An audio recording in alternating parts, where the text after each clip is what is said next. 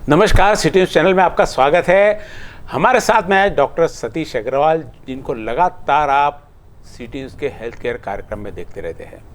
अभी तक 218 episode health care के डॉक्टर साहब ने संपन्न किए।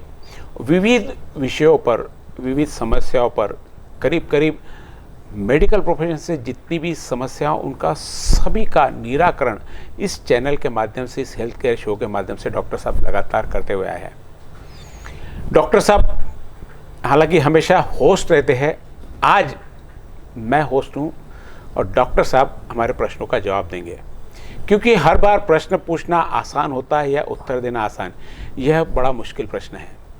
डॉक्टर साहब के पास प्रश्नावली हमेशा तैयार रहती है हर फील्ड से। हालांकि डॉक्टर साहब बच्चों के डॉक्टर हैं, लेकिन बच्चों से लेके तो बड़ी बीमारी कैंसर तक के लिए सारे एपिसोड हमारे इस चैनल के माध्यम से, हेल्थ केयर शो के माध्यम से आप तक पहुंचाते रहे। जो भी समस्या, कई समस्याएं हमको फ़ोन द्वारा आती है, कई हमारे पास मैसेज आते हैं, कई मैसेज डॉक्टर साहब के पास में आते थे। उस समस्या पर एक्सपर्ट्स के साथ में चर्चा करके जनता का समाधान करने की कोशिश हमारे इस चैनल के माध्यम से और डॉक्टर साहब के माध्यम से की जाती है। आज डॉक्टर साहब खुद कटघरे में खड़े हमारे साथ में। कटघरे में कहने का मतलब है कि हम प्रश्न पूछेंगे, डॉक्टर साहब जवाब देंगे। हर बार डॉक्टर साहब प्रश्न पूछते हैं, सामने वाले डॉक्टर्स जवाब देते हैं।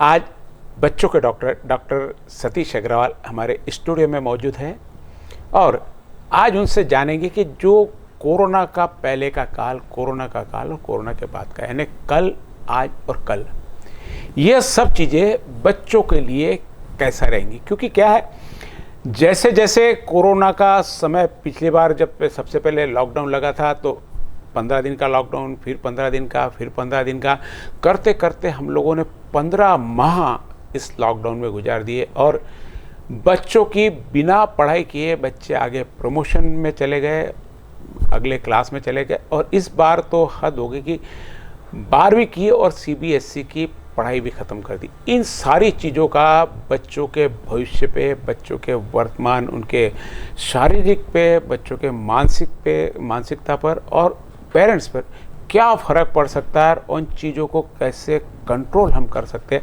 आज हम डॉक्टर साहब से पूछेंगे। डॉक्टर साहब आपका स्वागत है बहुत बहुत। डॉक्टर साहब, पिछले 15 महीने से लगातार हम कोरोना शब्द को हमने दिमाग में बैठा लिया है, साथ में कई लोगों ने दिल में भी बैठा लिया है। यह है कि दिमाग से जाता नहीं, ना दिल से उतर रहा है। कई वर्ग इसमें अफेक्टेड हुए हैं। सबसे पहले कि बुजुर्गों को इसने बहुत ज़्यादा, हमारी भाषा में यदि कहें तो परेशान करके रखा है। उसके बाद में दूसरी लहर में जवानों को इन्होंने अपने साथ में लिया। अब बता रहे थे कि तीसरी लहर बच्चों के लिए आएगी, क्योंकि बुजुर्ग लोगों के वैक्सीनेशन हो गए, 18 से 45 तक लोगों के भी वैक्सीनेशन कुछ % में हो गए, कुछ में बाकी है।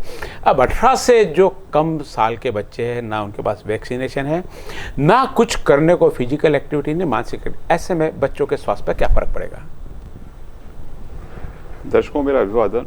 और जो प्रस्तावना चंद्र भैया ने कहा कि हमारे जो कार्यक्रम आप तक पहुंचे, तो इसका एकमात्र किसी श्रेय दिया है हमारे चैनल के प्रबंध संपादक डॉक्टर चंद्रभाई सोजेतिया जी को। पूरा का पूरा श्रेय इनको है।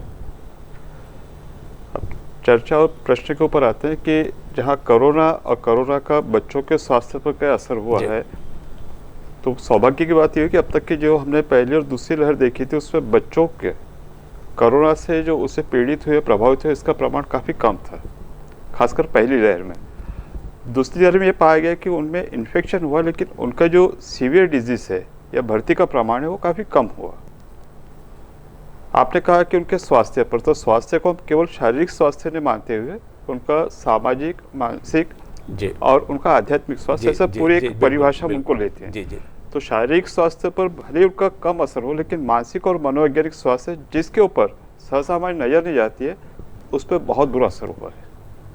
असर ये हुआ कि आपने कहा कि एज ग्रुप आपने 0 से 18 बताया है, तो अगर हम 10 से 18 के किशोरों की बात करें तो शायद वो तो कुछ कह सकते हैं, लेकिन जो छोटे बच्चे थे उनके जो मानसिक और मनोवैज्ञानिक स्वास्थ्य, उस पर बहुत ज़्यादा असर हुआ।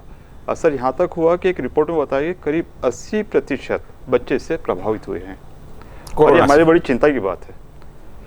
तो कोरोना, जैसा आपने कहा कि कोरोना जहाँ शरीर में बसा उससे ज़्यादा हमारे दिमाग में बसा है, ये आपने एक बहुत महत्वपूर्ण बात बोली है कि अगर आपके दिमाग में चीज़, आपके जहन में चीज़ लेके घूम रहे, तो ये आपके व्यवहार में, आपकी बातचीत में झलकती है।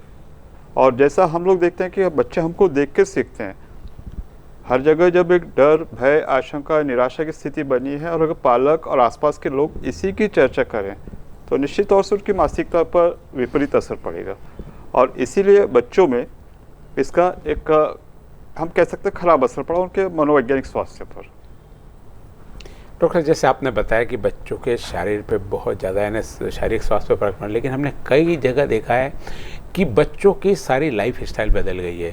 बच्चे जो पहले सुबह 6 बजे स्कूल के लिए तैयार होते थे, 5 बजे से पूरा घर बच्चों के पीछे काम पे लग जाता था, वही बच्चे आज 8 बजे, 9 बजे, 10 बजे, कई जगह तो 12-12 बजे तक बच्चे सोए रहते हैं। कई बच्चों के वजन तक बढ़ गए हैं और कई लोगों की जो एक्टिवनेस था वो कम होते थे, क्योंकि एक जगह बच्चों, हालांकि बड़ा तो भी काम के लिए बाहर निकल जाता है, लेकिन बच्चों को पेरेंट्स भी घर के बाहर नहीं निकलने देते। हम तो भी एक बार के शहर में क्या चल रहा है फेर फटका मारने भी हम लोग गाड़ी पे एक राउंड मार के आए थे, दोस्तों से मिल के आए थे, लेकिन बच्चों के प्रति पेरेंट्स ने प्रिकॉशंस रखा है कि बच्चे कहीं बाहर नहीं जाए। ऐसे में वो हम ये भी कह सकते हैं एक भाषा में कि आलसी सरीके भी हो गए, क्योंकि उनके पास में काम नहीं है, एक्टिविटी नहीं है, ग्राउंड्स के सारे गेम्स भी बंद हो गए। आपको घर में बैठ के जो खेलना, और खेलने के लिए उनके पास में सिर्फ मोबाइल और कंप्यूटर के अलावा कुछ नहीं है, जो कि इससे पहले भी हम लोगों ने कहा था कि बच्चों को कंप्यूटर और मोबाइल से दूर रखें, उनके स्वास्थ्य पर फर्क पड़ता है। अब बिना मोबाइल के और कंप्यूटर के पढ़ाई नहीं होती या और कोई काम नहीं होता है। ऐसे में घर में रहते रहते पूरे अब 24 घंटे घर में रहते, तो बच्चों के स्वास्थ्य पे कहीं मोटापा है, कहीं दुबलापन है, कहीं मानसिक रूप से जो एक्टिवनेस रहता था वो भी कम होते, ऐसी सूचनाएं आ रही है। क्या लगता है आपको, ये सूचनाएं सही हो सकती है? आपने जो प्रश्न पूछा उसमें आपने उत्तर भी दिया चंद्र। आपने कहा कि पहले जो एक हमारी एक बिल्कुल निश्चित दिनचर्या होती है जिसको हम कहते हैं स्ट्रक्चर्ड लाइफ, कि भाई इतने बजे सोना, इतने बजे उठना है, बच्चे को स्कूल के लिए तैयार करना, उसका टिफ़िन करना, उसको नहलाना धुलाना, ब्रश करना, स्कूल की बस तक छोड़ के आना, आने के बाद में एक बंदी बंधाई लाइफ थी जी। 2 महीने 1 महीने तक तो ठीक है कि हम लोग को इससे छुट्टी मिली, हम लोगों ने काफ़ी एक तरह से एंजॉय किया, ऐसा कर सकते हैं। उसके बाद से भले खींचे जा रहे थे लेकिन अंदर में बोरियत हो रही थी। तो बच्चों को ये जो स्ट्रक्चर्ड लाइफ की आदत है उससे वो अलग हो गए जी। दूसरा आपने कहा कि बड़े लोग तो भी बाहर घूम के आ सकते हैं, बच्चों को हमने घर में सीमित रखा। बच्चा स्वभाव से चंचल होता है, आप उसको एक जगह बांध के बैठा नहीं सकते हैं, चाहे वो 1 महीने का बच्चा हो चाहे 5 साल का बच्चा हो, चुलबुला होता है। और ये उसका एक स्वभावजन्य गुण होता है, होना भी चाहिए कि अगर बैठा भी है तो इस चीज़ को हाथ लगाएगा, उधर हाथ लगा, दरवाज़ा खोल, और एक जो बालट होता है जिस चीज़ को बना किया जाए उसको तो अवश्य करेगा। अब हुआ ये कि हम लोगों ने उनको बांध के रख दिया, एक जगह बैठे रहना है। ऊपर से जिनकी उनको आदत नहीं कि आप मास्क बनो करो, जिनकी उनको आदत नहीं कि बार बार सैनिटाइजर करो, हुआ ये कि जो हमारे बुजुर्ग लोग हैं उनको हमने सुरक्षा के लिए उनसे भी काट के रख दिया जी। तो इन सब चीज़ों से बच्चों में एकाकीपन भर गया। दूसरी बात होती है कि अपनी भावना व्यक्त करना, क्योंकि मानव एक सामाजिक प्राणी है, सोशल डिस्टेंसिंग के नाम पर, फिजिकल डिस्टेंसिंग के नाम पर हमने उनको दूर कर दिया। तब जो वो भावना अपनी व्यक्त करना है, तो हमने शुरुआत में कहा कि नहीं, हमसे तो बच्चे बहुत अच्छे से बात कर रहे हैं, हमको पता ही नहीं था बच्चा इतना बड़ा हो गया। कुछ हद तक के सही था। और एक नियम होता है कि हम लोग अपने समविचार, खास करके हम उम्र के लोगों के साथ में हम लोग शेयर कर पाते हैं। तो बच्चों की जब स्कूल बंद हो गई, मित्र वर्ग से उनका कटाव हो गया। अब कह रहे थे कि मोबाइल से आप बात कर लो, इंटरनेट से कर लो, वीडियो कॉलिंग से कर लो, लेकिन जो आपसी सामंजस्य होता है जिससे हम लोग खुल के बात करते हैं, फिजिकल पर्सनल, वो चीज़ें घट गई। अब इसमें से बच्चा अपनी जब भावनाएं शेयर नहीं कर पा रहा है, ऊपर से ये हो रहा है कि जिस तरह से एक शब्द आया है, एक नया शब्द है, हम लोग सुन रहे हैं कि पैंडेमिक है, महामारी पूरे विश्व में फैली है। एपिडेमिक होता है, कई जगह पर सीमित हो जाती है। इन्फोडेमिक ये हुआ कि हमारे पास सूचनाओं का इतना भंडार हो गया, हमने कोई चैनल खोला, हमने कोई व्हाट्सअप खोला, पेपर पढ़ा, सिर्फ और सिर्फ सूचनाएं। दुर्भाग्य से इसमें बहुत सारी सूचनाएं नेगेटिव थी, सही हो सकती है, लेकिन जब नकारात्मकता हमारे व्यवहार में झलक रही है, आसपास में हो रही है, बच्चे पे इसका सीधा असर हो रहा है। 2 साल का बच्चा माँ से सिर्फ चिपट के रह रहा है, ये उसके अंदर असुरक्षा की भावना बताता है। दुर्भाग्य से उस घर में कहीं कोरोना से पीड़ित हुआ हो, दवाखाने भर्ती किया गया हो, क्वारंटाइन में रखा गया, और न चाहते हुए किसी की मृत्यु हुई हो, तो बच्चे की मानसिकता पर इसका बहुत ज़्यादा असर हुआ है। बच्चे के अंदर रह के ये विचार आ रहा है, मेरी माँ को कोई दूर तो नहीं ले जाएगा, कहीं से को भर्ती तो नहीं करा देगा, और ये होने के बाद मुझे तो ऐसा नहीं होगा, ये 2 साल का बच्चा बोल के नहीं बता पा रहा, लेकिन अपने हरकतों से बता रहा है, समझ सब रहा है। 6 साल के बच्चे जब ये सुनते हैं तो हमारे पास सुनाते हैं, उन डॉक्टर भी बता रहे कि छाती में धड़ धड़ हो रही है। कहीं उससे सुना था कि इस बार का कोरोना में बच्चों का पेट में दर्द होता है, बोले पेट में दर्द बता रहा है। ये सब चीज़ें इसलिए कि वो अपनी आशंका दर्शा रहा है। तो बच्चों का जो मनोविज्ञान है इस पर काफ़ी असर हुआ इस चीज़ों का। आपने बताया कि बच्चे आलसी हो गए, निश्चित तौर से घर में खाने पीने को मिल रहा है, प्रचुर मात्रा में मिल रहा है, और जब आप खाली बैठे हैं और कोई काम बचा नहीं है तो आपका जो स्क्रीन टाइम में बढ़ जाए। स्क्रीन टाइम से इसमें सब आ गया, चाहे वो टीवी हो, कंप्यूटर हो, लैपटॉप हो, आपका टैबलेट हो या आपका मोबाइल हो। ऊपर से ये हुआ कि जब स्कूलें बंद हो गई है तो आपने पढ़ाई ऑनलाइन कर दिए, तो ऑफिशियली आपके उनके हाथ में मोबाइल दे दिया, नहीं पड़ा है, देना पड़ा हो गया, जरूरत हो गई थी वो। पर इसको बढ़ते बढ़ते जब वो उसके आदी हो गए तो मोटापे का एक बहुत बड़ा कारण होता है स्क्रीन टाइम, बढ़ता हुआ स्क्रीन टाइम। बोरियत हो रही है, आपको भूख ज़्यादा लग रही है, आपका भोजन बढ़ गया, भोजन बढ़ने के कारण से आपका वजन बढ़ रहा है, आपके अंदर आलस्य निर्माण हो रहा है, तो जो कुछ भी आप हरकत कर पाते थे वो और कम हो गई है, और बैठे बैठे मोटापा और खाना हो रहा है, तो ये चक्र चला जा रहा है। दुर्भाग्य से ये हुआ कि इसको अगर बचाना था तो हम ये कर सकते हैं कि जितना आपका भोजन बढ़ रहा है उसी अनुपात में हम लोग फिजिकल एक्टिविटी, शारीरिक हलचल कर सकते, व्यायाम कर सकते थे। शुरुआत में तो ठीक था, कुछ लोगों ने किया, फैमिलीज में हुआ, लेकिन वास्तविकता है कि बाद में सब चीज़ें बंद हो गई। तो इसका सीधा सीधा असर हुआ कि बच्चों में मोटापा बढ़ा। और यहाँ हमारे दर्शकों को सावधान करने वाली बात यह है कि हम बच्चों में मोटापा एक बीमारी के तौर पर देखते हैं या उसकी जड़ देखते हैं कि आगे जो बड़ी उम्र में होने वाली बीमारियाँ, चाहे डायबिटीज़ हो, चाहे ब्लड प्रेशर हो, या हार्ट डिजीज हो, या घुटनों का दर्द हो, ये सब चीज़ों को आमंत्रित करती है। आपने कहा कि उनका पूरा सोने का समय बिगड़ गया, 11-11 बजे तक के नहीं उठ रहे हैं। यहाँ पर एक बात चंद्र आपके माध्यम से सभी को बताना चाहूँगा कि अगर किसी भी, चाहे छोटा बच्चा हो या बड़ा व्यक्ति हो, अगर किसी मनोवैज्ञानिक के मानसिक समस्या हो तो उसका सीधा सीधा असर 2 चीज़ों पर होता है, उसका आहार यानी खान पान और उसकी नींद। तो अगर हम लोग किसी बच्चे या किशोर में पाते हैं उसका खान पान हद से ज़्यादा बढ़ गया या बहुत कम हुआ या खाने में उसकी रुचि बदल गई है, दोनों परिस्थिति कम होता है, ज़्यादा नॉर्मल से हटके यानी ज़्यादा भी ले रहा है या कम भी ले रहा है, तो निश्चित रूप से कहीं ना कहीं अलर्ट हो जाना चाहिए। अलर्ट होना है, या उसकी जिस चीज़ पहले रुचि थी अब नहीं ले रहा है, या उसको खाने के लिए बहुत चिड़चिड़ कर रहा है। नींद आपने कहा 11 बजे उठ रहा है, पर ये देखा हमने सो कितने बजे रहा, या पूरी नींद सो पा रहा था रात भर, या बीच बीच में जाग रहा था।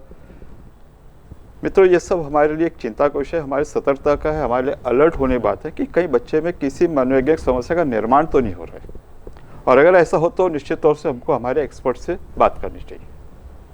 जैसे आपने बताया कि हर चीज़ का, बच्चों का मन भोला मन होता है, हर चीज़ का असर सीधा सीधा उनके मस्तिष्क से होते हैं कि उनके दिल पे उतरता है। तो इस मन को, अभी जो कोरोना के पहले काल था, हमने कोरोना के पहले भी कई एपिसोड बच्चों के लिए लिए कि उन्होंने कैसे रहना चाहिए, किस प्रकार से रहना चाहिए। हर चीज़ में अपन ने ये दिया कि भाई उस पर प्रेशर नहीं किसी चीज़ का चाहिए, और उसको फ्री, मुक्त मन से उसको करने दो। यहाँ तक कि हमने कहा था कि ग्राउंड में फिजिकल एक्टिविटी भी होनी चाहिए। कई हमारे एपिसोड में हमने कहा कि घर के अंदर अंतर्मुखी होकर बाहर जाके थोड़ा सा रहे तो पढ़ाई में भी मन लगेगा और उसमें भी लगेगा। लेकिन कोरोना के इस काल में सारा का सारा सब सिस्टम पूरा का पूरा बदल कर रख दिया।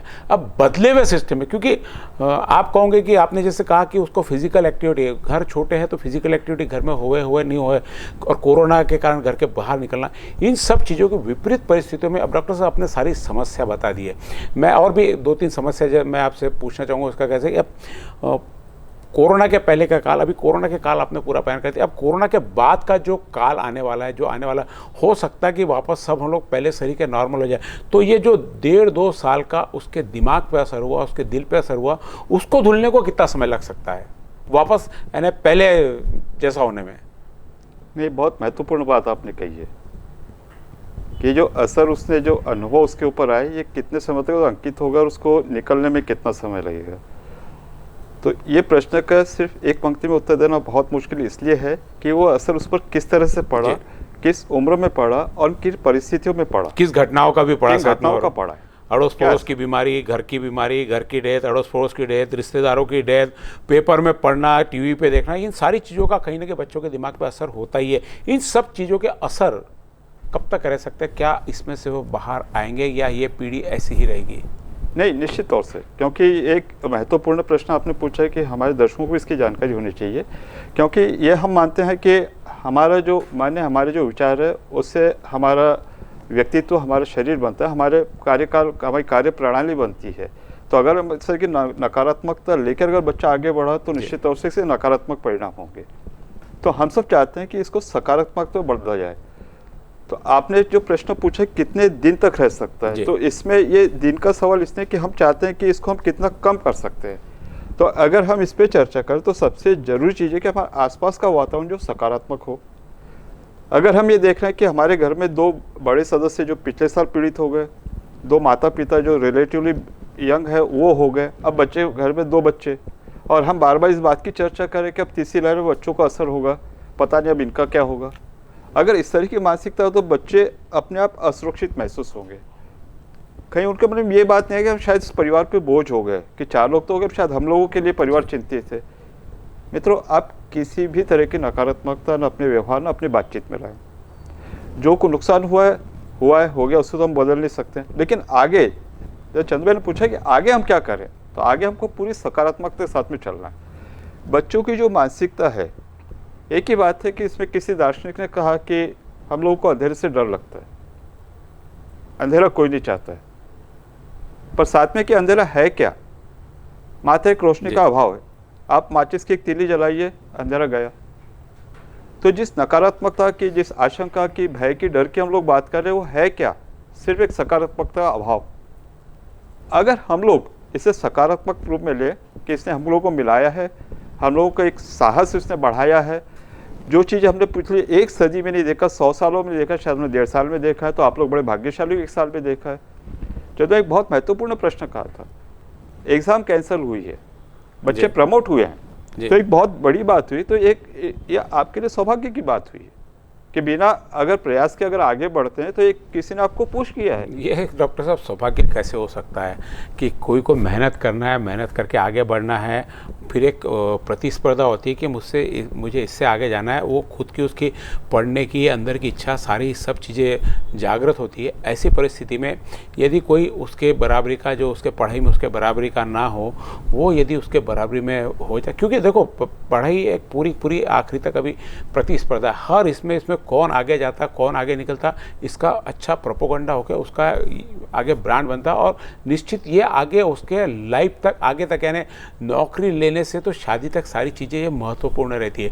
आज से यदि ये उसका बेस जो उसको मजबूत बनाना था, वो यदि किसी के मेहरबानी के भरोसे यदि आगे निकल जाए, तो उससे उसकी मानसिकता कैसे अच्छी हो सकती है। बहुत महत्वपूर्ण बात आपने की है। मैं इसमें थोड़ा सा मतभेद इसलिए रखता हूँ कि प्रतिस्पर्धा आसपास के लोगों से न होकर अपने से होनी चाहिए, क्योंकि हम लोगों ने जिस प्रतिस्पर्धा के वातावरण बना के रखा और इस तरह का जो हमने माहौल बनाया है कि आपको दूसरों से आगे बढ़ना है, तो इसे चूहा दौड़, रैट रेस कहते हैं जी। और जिस बात की आपने चर्चा की कि हमने बच्चों को सिर्फ बढ़ाने के नाम पे जो हमने प्रेशर बनाया, ये बहुत बड़ा उसका ही महत्व का कारण है कि हर चीज़ में आपको आगे बढ़ना। क्यों आपको आगे बढ़ना, क्यों अव्वल नंबर लाना, कि आपको नौकरी अच्छी मिलेगी, आपको छोकरी अच्छी मिलेगी, आपको घर बार अच्छा मिलेगा, बजाय इसके कि हमने उसके परिपूर्ण विकास पे ध्यान दिया होता, व्यक्तित्व पे ध्यान दिया होता। आज भी अगर प्लेसमेंट में जब कंपनीज अपने जब कोई एम्प्लॉय को ढूंढती हैं, तो वो आपकी मार्कशीट को नहीं देखती है, वो आपका पूरा व्यक्तित्व देखती है। तो अगर अब ये हमारे हाथ की तो बात नहीं थी कि अगर बच्चे प्रमोट हो रहे हों, एक अनहोनी घटना थी। अगर इसको सकारात्मकता के रूप में ले तो हम इस तरह से ले सकते हैं कि आपको किसी ने पुश किया है, और ये हमारे लिए आवश्यक भी है, क्योंकि पूरी उम्र के अगर 1 या 1.5 साल अगर हम निकाल भी दे तो बहुत बड़ा फर्क नहीं पड़ने वाला। हाँ, अगर इसका हम लोग हवा करके खड़ा करें तो बच्चे पे निश्चित रूप से इसका मानसिकता भी विपरीत असर पड़ेगा। और फिर आपके प्रश्न उस बिंदु पे फिर आते हैं कि ये कितने दिन तक चलेगा। ये हमारे ऊपर कि हम उनको कितने दिन चलाते हैं। हम उसको हम भूल जाते हैं, बच्चों को भूलने लगाते हैं और एक नई शुरुआत करते हैं, उसी दिन से दिन की शुरुआत हो जाएगी। और अगर उसी को आप खींचते रहे तो ये अंधेरा काफ़ी दिनों तक चलेगा। ईश्वर ने बच्चों के साथ एक बहुत अच्छी चीज़ दी है कि जब आपने कहा कि उनका बाल मन होता है, अबोध मन होता है, कोमल मन होता है, तो एक स्लेट की तरह होता है। आप उस पर क्या लिखना चाहें आप उस पर लिख सकते हैं। आप उसको किस तरह का वातावरण देख के उसका व्यक्तित्व निर्धारण करते हैं या अपने पर निर्भर करता है। इसीलिए जहाँ पालकों का रोल होता है वहीं पे एक बहुत महत्वपूर्ण रोल अगली बार जब स्कूलें शुरू होगी तो टीचर्स का, हमारे शिक्षकों का भी आएगा कि उन्होंने बच्चों को उसी तरह प्रोत्साहित करना चाहिए। जैसे आपने बताया कि कोई चीज़ को हम यदि सकारात्मक रूप में ले, कितनी भी परिस्थिति में उलझाव रहा हो, कितनी भी विपरीत परिस्थितियाँ रहो, यदि हम उसको सकारात्मक रूप से ले, अंधेरा सिर्फ एक तीली की देर है आपको लगाने की, सारा अंधेरा गायब हो जाता है। कोशिश लेकिन आपको करनी पड़ती है। आप कहोगे कि दूसरा आके हमारे यहाँ उजाला कर दे, हम अंधेरे में नहीं, तो नहीं, कोशिश हमको करनी पड़ेगी। और हमारी कोशिश निश्चित रूप से हमारे खुद के लिए, हमारे परिवार के लिए, हमारे आसपास के परिवेश के लिए, यदि आपने अपनी कोशिश की तो ये अंधेरा बहुत दिन का नहीं है। और इस पीरियड में भी अभी हमने देखा कि कई लोग इस परिस्थिति में भी अपना जो बेस्ट है वो देने की कोशिश कर रहे हैं। हो सकता कई लोगों को घर पे बैठ के भी काम नहीं मिला, कई लोग घर पे बैठ के भी बहुत सारा काम कर चुके हैं।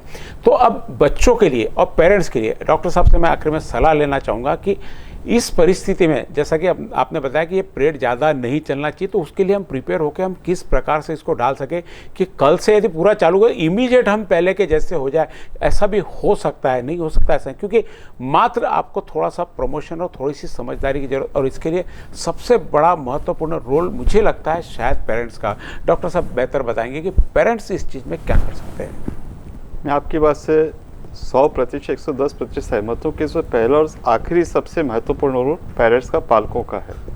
आपने पूछा कि इन बदली हुई परिस्थितियों में हम सकारात्मकता अपने अंदर लाकर और सकारात्मक कैसे हों। तो जैसा आपने कहा कि पहली बात तो ये है कि हम ये परिस्थितियाँ चल रही हैं उनको पूरी तरह स्वीकार करें। स्वीकार करने के बाद मन में इतना मनोबल और धैर्य बनाए कि हाँ ये चल रहा है, ये एक टेम्पररी फेज़ है, इसके बाद में तो निश्चित और एक अच्छा पीरियड आएगा। मानसिक रूप से जब आप तैयार हो जाते हैं, तो जैसा पिछले साल से हम कहते आ रहे हैं कि हम लोगों को वायरस के चलते हमारे जीवन शैली में पर्याप्त परिवर्तन लाना आवश्यक है। तो पहली बात तो जैसा आपने कहा कि पालकों ने क्या करना चाहिए, तो पहली बात तो अपना जो वैक्सीनेशन है उन्होंने पूरा करना चाहिए, ताकि घर के जो बुजुर्ग लोग हैं वे और पालक वे कुछ हद तक सुरक्षित हो जाए। वैक्सीनेशन के बाद भी आपकी 100% तो गारंटी नहीं है कि आप इस इन्फेक्शन से बचे रहोगे। फिर तो जो आवश्यक दिशा निर्देशक गाइडलाइंस है उसका आपने फॉलो करना है, उसका पालन करना है। पर्याप्त हमें शारीरिक दूरी बना के रखनी है, मास्क का उपयोग करना और अच्छी तरह से करना है कि मात्र नाक पर लगा लिया उससे नहीं होगा। हाथ धोना आपको करना है। ये पालकों के लिए इसलिए ज़रूरी है कि हमारे बच्चे अपने पालकों को देखकर सीखते हैं। अभी भी अगर ओपीडी में कोई पालक अपना 2 साल का बच्चा लाता है, जैसी वैसे दिखता बच्चा हाथ बढ़ा देता है, डॉक्टर साहब हाथ धोना चाहता है, तो मैंने इसका श्रेय आपको है। मैं आपका अभिनंदन करता हूँ, आपने घर में जो आदतें बनाए बच्चे ने वो देख के सीखा है। इन्हीं आदतों को हमें आगे तक चलानी है। अब दूसरी बात हुई कि ईश्वर करे कि कुछ दिनों में, कुछ महीनों में हमारे स्कूलें शुरू हो जाए। स्कूल शुरू होने का कारण यह है कि केवल अभ्यास या शैक्षणिक अभ्यासक्रम उनके ये जरूरी नहीं है। जैसे चंदुआ ने कहा कि उनकी प्रगति के लिए आवश्यक तो है ही है, स्कूल उनके इमोशनल और मेंटल डेवलपमेंट के लिए बहुत आवश्यक है। जो बच्चों में आपस में सामूहिकता होती है घर बैठ के नहीं हो पा रही है। फिजिकल जो एक एक्सरसाइज हो रही है, एक्टिविटी हो रही है, स्कूलों के बाद में हो रही है। इसके लिए भी एक्सपर्ट लोगों ने गाइडलाइंस जारी किए कि किस तरह से खुलनी चाहिए, वहाँ पे क्या व्यवहार होना चाहिए, तो वो एक अलग विषय हो सकता है। पर हम लोग को आगे से किस तरह से प्रिपेयर होना है। और सबसे ज़रूरी चीज़ है, हम लोगों को मानसिक और मनोवैज्ञानिक रूप से पूरी तरह सुदृढ़ होना है। क्योंकि मैंने कहा कि जो मानसिकता आपकी है वो अपने आसपास में परिलक्षित होगी और ये इन्फेक्शस होती है। इन्फेक्शस मतलब अगर सकारात्मकता है सब जगह सकारात्मक फैलेगी, लेकिन नकारात्मकता भी उतनी तेज़ी से बढ़ेगी। चलिए आपके माध्यम से पूरे दर्शकों से ये हमारा अनुरोध और अपील है और एक विनती है कि इसको परमानेंट न समझते, केवल टेम्पररी समझें और न केवल अपना बल्कि आसपास में भी सभी का मनोबल बढ़ाएं। सबसे ज़्यादा महत्वपूर्ण है कोरोना से डरना नहीं है, लेकिन लापरवाह नहीं होना। डरना नहीं यानी ऐसा नहीं कि आप मुक्त होकर घूम ले कि ये कुछ नहीं बिगाड़ेगा, ये बिगाड़ सकता है। लेकिन आपने यदि सावधानी रखी, आपने अपने परिवार की अपनी सावधानी रखी, तो निश्चित रूप से बहुत कोई मुश्किल काम नहीं है और ये मुश्किल की घड़ी बहुत ज़्यादा दिनों तक नहीं रहनी है। जैसे डॉक्टर साहब ने बताया कि आप इसको एक टेम्पररी कोई अपने लाइफ में एक बुरा सपना समझ कर भी आप, क्योंकि सपने के भरोसे हम पूरी ज़िंदगी नहीं काटते। सपना आता, रात आती, चले जाती, सुबह फिर हम नई ऊर्जा लेकर नए काम में जुड़ जाते हैं। वही नई ऊर्जा फिर वापस आप में लानी है। और कोरोना एक काल आया था, चला गया, ये मानकर अपने परिवार के साथ में, अपने बच्चों के साथ में आप निर्वाह करें। बच्चों में कतई ये डर नहीं फैलाए कि इससे हमारे घर में क्या क्या नुकसान हो। जो हुआ वो परिस्थितिवश हुआ, समय अनुसार हुआ। बच्चों में से ये डर निकाले, बच्चों को स्वस्थ बनाए। मानसिक रूप से स्वस्थ होना बच्चों का बहुत ज़रूरी है। 1 साल 1.5 साल, कई लोग कई बार 1 साल फेल भी हो जाते तो कोई उनकी लाइफ ख़राब नहीं हो जाती। कई बार फेल हुए व्यक्ति भी बहुत ज़्यादा आगे बढ़ जाते। इसलिए बच्चों का 1 साल खराब गया इसकी चिंता ना करें, अपने साथ में पूरी ज़िंदगी पढ़िए। कोरोना को लेकर नहीं, लेकिन बच्चे के आगे के भविष्य के लेकर आपको ज़रूर चिंता करनी है। उनका मनोबल बढ़ाए और साथ में जो कोरोना से बचने की आदत डालनी है, हमको आदत डालनी है। ये सरकार ने कह दिया, ये सुनना नहीं, सरकार ने कह दिया नियम लगा दियो नहीं, इसकी एक आदत डाल लेनी है हमको, क्योंकि ये आदत ही, कोरोना कब तक रहेगा ये पता नहीं। डॉक्टर साहब ने कहा कि ये टेम्पररी एक हो सकता है पेंडेमिक, लेकिन कब तक रहेगा पता नहीं। इसके साथ में जीने की आदत और इसको समझना बहुत ज़रूरी है। ये कहाँ आपको चोट पहुँचा सकता है, कहाँ नुकसान पहुँचा सकता है। बात बच्चों की चल रही थी कि बच्चों को किस प्रकार से नुकसान पहुँचा सकता है। तो बच्चों के नुकसान के लिए महत्वपूर्ण सबसे बड़ी जिम्मेदारी पेरेंट्स की है। पेरेंट्स ने यदि चाहा तो निश्चित रूप से बच्चे पूरी तरह इस कोरोना से सुरक्षित रह सकते जैसे अभी तक रहते हुए। निश्चित रूप से इसमें पेरेंट्स का और घर का बहुत बड़ा रोल है बच्चों को सुरक्षित रहने में। हालांकि डॉक्टर साहब से एक प्रश्न में और मैं आखिरी में पूछूंगा कि जो तीसरी लहर का बच्चों को डर बताया है, बच्चों की मानसिकता पे, पेरेंट्स पे क्या फर्क पड़ते हैं, और आखिरी में आपका कंक्लूजन। तीसरी लहर का जो डर बता रहा है, आशंका है, और ये वैज्ञानिक आधार पर है, एपिडेमियोलॉजिक कैलकुलेशंस होते हैं उसके ऊपर है। क्योंकि ऐसा माना जाता है कि जो भी वायरल इन्फेक्शंस होते हैं वे यानी लहरों में आते हैं। और इसका कारण यह है कि जैसा हमने देखा पहली और दूसरी लहर में जंतु बदला, जिसे हम म्यूटेशन कहते हैं। और इसका कारण ये होता है कि हर व्यक्ति अपने सर्वाइवल के लिए, अस्तित्व के लिए अलग अपना स्वरूप बदलता है। कि हमने जो दवाइयाँ पहले लहर में इस्तेमाल की, जंतु ने अपना स्वरूप बदला अपने अस्तित्व के लिए। हो सकता है कि तीसरे के लिए फिर से बदल लें। तो जो उपाय हम लोग, जो दवाइयाँ, जो वैक्सीन हम लोग अभी तक इस्तेमाल कर, हो सकता है नहीं करें। फिर ये प्रश्न है कि बच्चे उसमें क्यों हो सकते हैं, क्योंकि जो अब तक एक्सपोज नहीं हुए उनके अंदर भी खतरा ज़्यादा होता है। आपने बताया पहली लहर में जो बहुत ज़्यादा बड़ी उम्र के थे वो अफेक्ट हुए, दूसरे में मध्यम वर्ग हुआ है, अब तीसरे में इसकी संभावना ऐसी बताई जा रही है कि इसमें बच्चे या किशोर अवस्था इसमें ज़्यादा अफेक्ट हो सकते हैं। अब ये प्रश्न है कि इसमें बच्चों ने क्या प्रिकॉशन लेने चाहिए। तो जैसे हमारी बातचीत हुई है कि हमें पूरी तरह से हम लोग तब तक सुरक्षित नहीं है जब तक हम पूरी सुरक्षा के उपाय नहीं अपनाते हैं। पहली के बाद में दूसरी लहर आने का भी बहुत बड़ा कारण यही था कि हमने वो सुरक्षा उपायों के प्रति लापरवाही की थी। हमारी पूरी शादी ब्याह की खुली छूट हो गई, सामाजिक फंक्शन पूरी तरह से खुले हो गए थे, पूरी तरह से हम लोग भीड़ के रूप में वहाँ जमा हो गए थे। दूसरी लहर का जन्म हो, तीसरी लहर में अगर हम फिर से इसकी तरफ लापरवाही उपेक्षा करेंगे, शायद तीसरी लहर आ जाए। और हम में से कोई भी नहीं चाहेगा कि हमारे घर का जो सबसे छोटा सदस्य है, जो आगे जाके एक जिम्मेदार नागरिक बनेगा, जिसके ऊपर देश की पूरी, जो आगे देश के कर्णधार बनेंगे, हमारे पूरे देश का भविष्य जिनके हाथों में सुरक्षित है, एक छोटा सा बीज आगे जाके कौन सा पौधा, कौन सा वृक्ष बनेगा पता नहीं है। इनकी सुरक्षा ये हमारी जिम्मेदारी है। बच्चे के व्यवहार में अगर कोई गलती दिख रही है, चूक दिख रही है, तो न केवल पालक, आसपास के लोग, ये उनकी भी जिम्मेदारी बनती है कि उसको सुधारें। और अंत में मेरी हमेशा से जो शुभकामनाएं होती है कि हमारे बच्चे, हमारे देश का भविष्य, वो स्वस्थ और तंदुरुस्त रहें। डॉक्टर सतीश अग्रवाल, जिन्होंने बच्चों के लिए एक महत्वपूर्ण यहाँ से सुझाव आप सारे पेरेंट्स को दिया है। जो तीसरी लहर की संभावना है निश्चित रूप से वो टाली जा सकती है, क्योंकि दूसरी लहर भी आई पहले लहर के बाद में, जब हमारी रिकवरी है हमारी लापरवाही की वजह से। हो सकता है शायद अब यदि हम लापरवाही ना करें तो शायद तीसरी लहर कभी आए ही नहीं। डॉक्टर साहब का लगातार हेल्थ केयर प्रोग्राम चलते रहता है। यदि आपको किसी भी प्रकार की स्वास्थ्य से लेकर कोई समस्या हो जिसका आपको निराकरण नहीं हो रहा है, या आपको कई बार संकोच हो जाता है कि हम डॉक्टर के पास नहीं जाते, उन चीज़ों को भी यदि हमारे नीचे आए हुए नंबर पर आप भेजेंगे तो डॉक्टर साहब अपने माध्यम से बिना आपका नाम लिए उस समस्या को उस एक्सपर्ट्स के माध्यम से सुलझाने का काम करते रहेंगे।